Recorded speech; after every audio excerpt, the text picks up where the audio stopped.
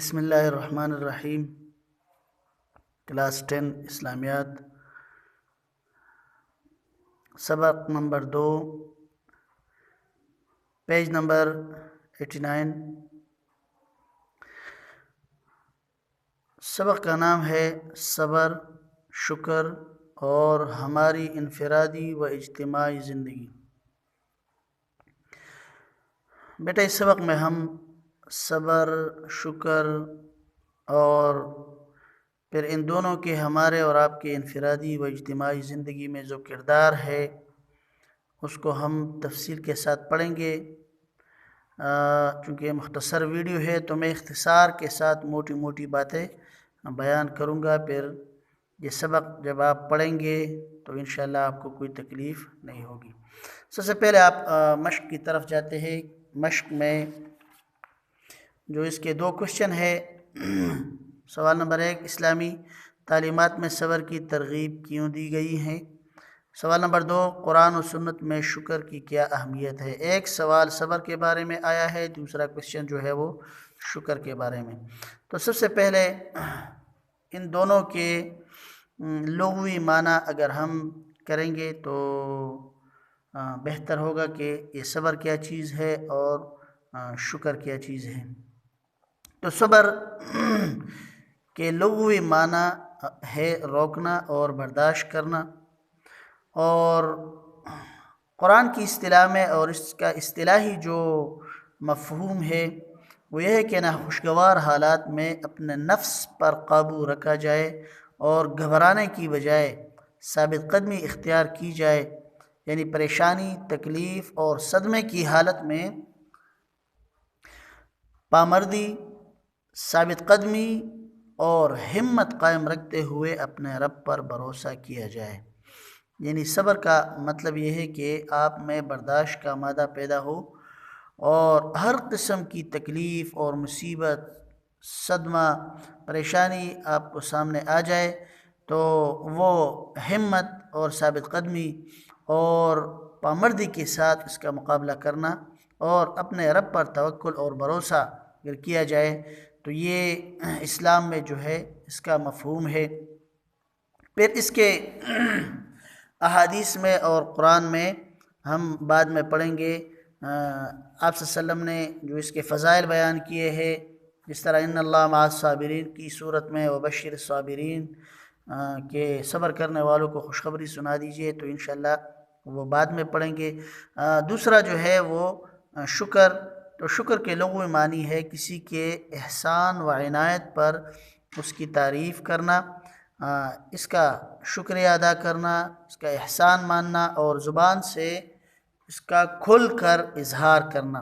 یعنی کوئی آپ پر کوئی نعمت کرے، کوئی احسان کرے تو زبان سے اسے کلمات تشکر ادا کرنا کہ شکریہ جی آپ نے مجھ پر یہ انعام کیا ہے۔ جس طرح ہم اللہ تعالیٰ کی حمد بیان کرتے ہیں تو الحمدللہ کہتے ہیں زبان سے۔ تو یہ شکر کا لغوی معنی ہے۔ پھر سٹارٹ سے ہم شروع کرتے ہیں۔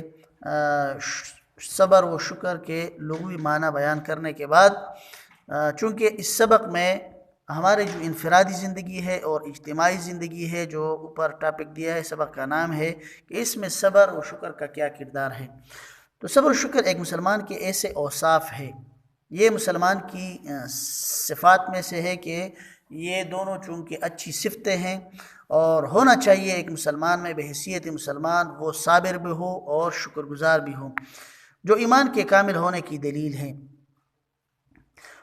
ان کے ذریعے انسان رنج یعنی غم و راحت اور خوشحالی میں و تنگ دستی میں ایسا طرز عمل اختیار کرتا ہے جو ایمان اور اللہ تعالیٰ کے فرمان کے مطابق ہوتا ہے۔ یعنی اللہ تعالیٰ کا جو فرمان ہے اور انسان کی جو ایمان ہے نا، وہ صبر اور شکر کے وقت جو ہے وہ راحت اور خوشی کے، غم اور خوشی کے وقت جو ہے پھر پتہ چلتا ہے کہ انسان جو ہے کتنے درجے میں اس میں ایمان ہے۔ دنیا کی زندگی میں انسان کو جو حالات پیش آتے ہیں وہ بعض اوقات اس کے لیے خوشگوار اور بعض اوقات تکلیف دہ ہوتے ہیں۔ ان دونوں صورتوں میں ایک مومن کو جو مثبت رویہ اختیار کرنا چاہیے وہ صبر و شکر کا رویہ ہے۔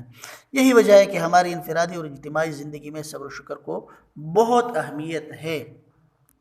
اس طرح بیٹا صبر کا لغوی معنی اور اصطلاحی معنی ہم بیان کر چکے ہیں پہلے، اس طرح شکر کے بھی۔ تو صبر کے بارے میں ہم بیان کرتے ہیں کہ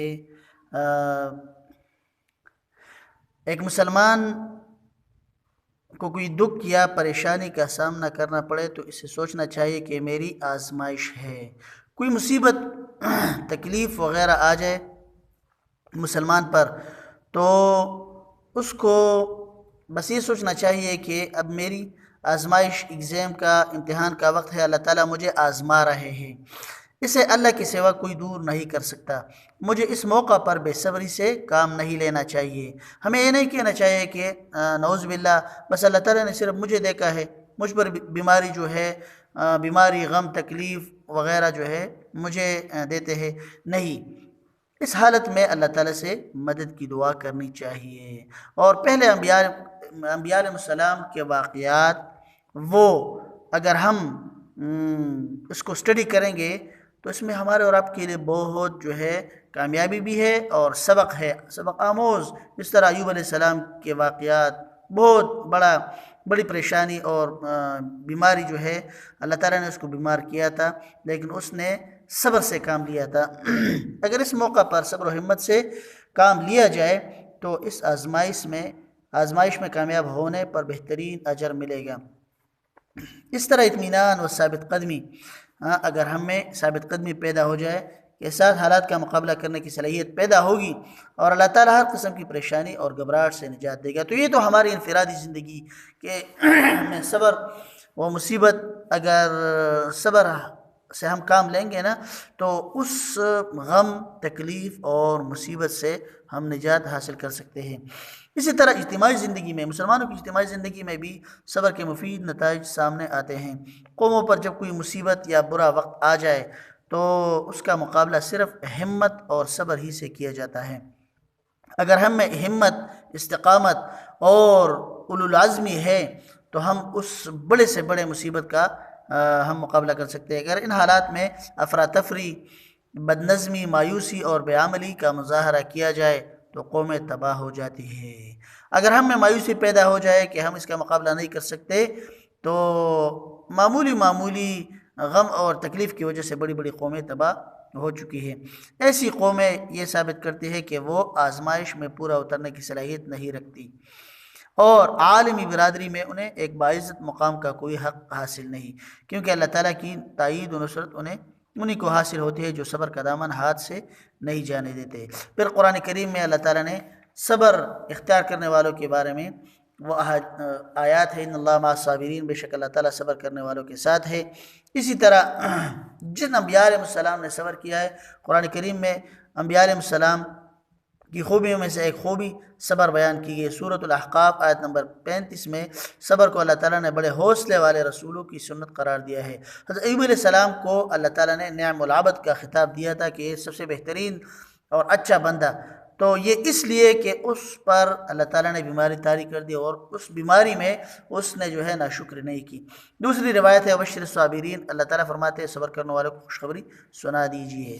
اچھا، اب شکر کی طرف جاتے ہیں تو شکر کے کرنے کے مختلف طریقے ہیں ادا کرنے کے، اور 3 طریقے وہ بیان ہوئے ہیں۔ ایک زبان سے کلمات تشکر ادا کرنا، یعنی زبان سے جس طرح پہلے میں نے کہا لفظ الحمدللہ کہنا، یا کوئی آپ پر انعام و احسان کرے تو آپ اس کا شکریہ ادا کریں گے کہ شکریہ بھائی صاحب آپ نے میری مدد کی۔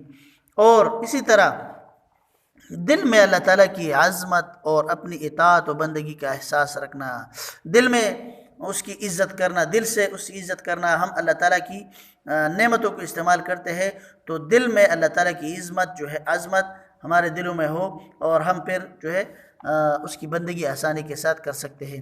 اور تیسرا جو ہے اپنے عمل سے، زبان سے، دل سے اور عمل سے۔ تو اپنے عمل سے اللہ تعالیٰ کے احکام کی بجاوری اور اپنے آپ کو اللہ تعالیٰ کے سپرد کرنا۔ ہر مصیبت میں، ہر غم میں یا ہر وقت، ہر قربانی کے لیے ہم تیار ہوں گے اور اپنے آپ کو اللہ تعالیٰ کے لیے پیش کریں گے۔ قرآن کریم میں شکر کے متعلق بہت تاکید کی گئی ہے اور فراخی و فراوانی انہی لوگوں کا مقدر قرار دی گئی ہے جو شکر گزاری کا مظاہرہ کرتے ہیں۔ اللہ تعالیٰ نے فرمایا لَإِن شَكَرْتُمْ لَأَزِيدَنَّكُمْ، اگر شکر ادا کرو گے تو تمہیں اور زیادہ دیا جائے گا۔ اور اس کے بعد فرمایا وَلَئِن كَفَرْتُمْ إِنَّ عَذَابِي لَشَدِيدٌ، اور اگر ناشکری کرو گے تو اللہ تعالیٰ کا عذاب بہت زیادہ سخت ہے۔ تو بیٹا ہر حال میں اللہ تعالیٰ کی جتنی بھی مصیبت ہے، ہمیں چاہیے کہ اگر کوئی مصیبت یا تکلیف آ پڑے تو اللہ کی رضا کی خاطر صبر و استقامت کا مظاہرہ کرے اور اللہ تعالیٰ کی عطا کردہ نعمتوں کا شکر ادا کرے، اسی میں ہمارے دین و دنیا دونوں کی کامیابی ہے۔ تو یہ مختصر خلاصہ میں نے ذکر کیا مکمل سبق کا، یہ ہے کہ صبر کے متعلق اگر ہم پر کوئی بڑی سے بڑی مصیبت بھی آ جائے، دنیا چونکہ یہ ایک ٹینشن کا گھر ہے اور مصیبتوں کا گھر ہے، اور مسلمان کے لیے اللہ تعالیٰ نے اس کے مقابلے میں جنت الفردوس تیار کیا ہے۔ دنیا میں اگر ہم ان تمام مصیبتوں پر صبر کریں گے اور استقامت سے کام لیں گے تو اس کے بدلے میں اللہ تعالیٰ ہمیں جنت دیں گے، اور اسی طرح اللہ تعالیٰ کی جو نعمتیں ہیں اس کا اگر ہم شکریہ ادا کریں گے اور اللہ تعالیٰ کے دین پر صحیح طریقے سے عمل کریں گے تو اس کے مقابلے میں اللہ تعالیٰ ہمیں وہ نعمتیں اور مزید عطا فرمائیں گے، وہ نعمتوں میں اور جو ہے زیادتی اللہ تعالیٰ اس دنیا میں فرماتے ہیں، اور آخرت میں اس کا بدلہ جو ہے وہ جنت ہے۔ وما علینا الا البلاغ وآخر دعوانا الحمد للہ رب العالمین۔